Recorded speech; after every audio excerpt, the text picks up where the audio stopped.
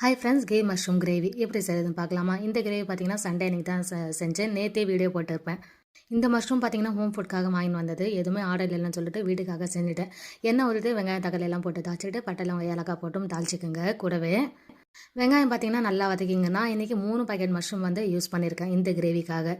Mushroom பார்த்தீங்கன்னா சில பேர் அந்த மேலே ஒரு ஸ்கின் மாதிரி இருக்குங்களா, அதை வந்து எடுத்துருவாங்க. நான் அப்படியே தான் அழிச்சிட்டு செய்வேன். நீங்கள் எப்படி செய்வீங்கன்னு சொல்லிட்டு கமெண்ட் செக்ஷனில் கமெண்ட் பண்ணுங்கள். இதில் பார்த்தீங்கன்னா தக்காளி பார்த்தீங்கன்னா அரைச்சி சேர்த்துருக்கேன் கிரேவி வர்றதுக்காக.